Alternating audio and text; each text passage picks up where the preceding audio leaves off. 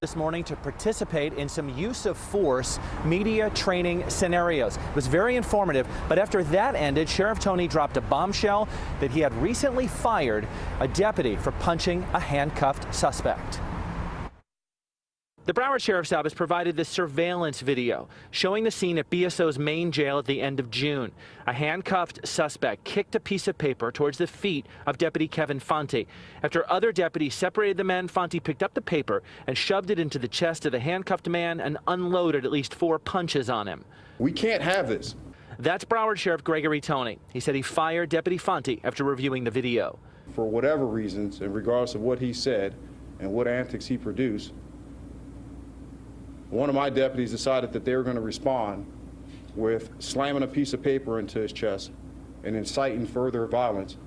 We don't strike individuals in handcuffs, and we have to have a better temperament. BSO says Fanti worked for BSO since April 2018. The agency says he was still on probation with them. The handcuffed teenager on the receiving end of the blows is Kyle Paul. BSO records show he was arrested for obstructing without violence and was waiting to be booked at the jail before he was punched. This is his mugshot from after the beating. They misread him. That's Paul's mother. She said her son suffers from bipolar disorder and other mental health problems.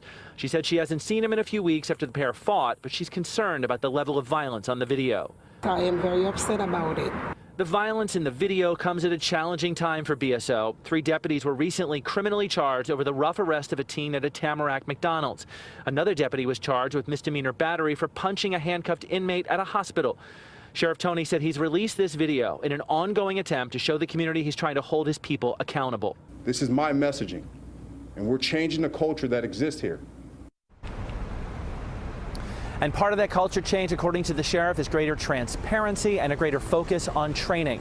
The sheriff said he would forward the video and the details of this particular case to the Broward State Attorney's Office for review.